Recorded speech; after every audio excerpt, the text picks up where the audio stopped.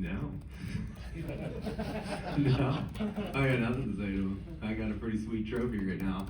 I've been laughing all the way to the bank. And the only reason I thought you might have something to say is that you came in here yesterday and you said that you wanted to come in today and step on everyone's throat. And at the time, I thought that was kind of bold, because the thing in sports is always you don't give the other team bulletin board material. So is there any part of you, or Paul, or RP, that's like, Joey, you shouldn't do that? And do you feel any sort of trepidation in making such a bold declaration like that? I told you I work better under pressure.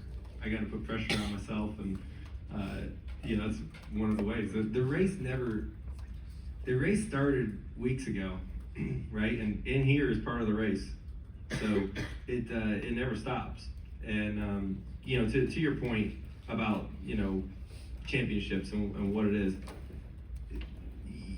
The only reason why they don't say this about other sports is because they didn't change the playoff system. But the playoff system in other sports is not much different than what this is. You can have a great regular season, it seeds you better for the playoffs, right? Now that doesn't mean you're guaranteed to go all the way to the Super Bowl, or the Stanley Cup Finals, or the NBA Finals. It doesn't matter. It might help you.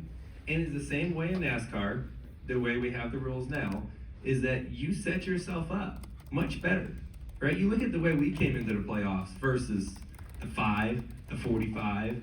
Those guys that scored 15 playoff points for winning the regular season championship. That's 3 wins worth of points in 3 races. That's hard to make up that amount of points. And they have the same opportunity to go out there and win and move on to the next round. So for someone to say this isn't real, it's a bunch of bullshit, in my opinion. That's wrong. This is something that everyone knows the rules when the season starts. And, we figured out how to do it the best and figured out how to win.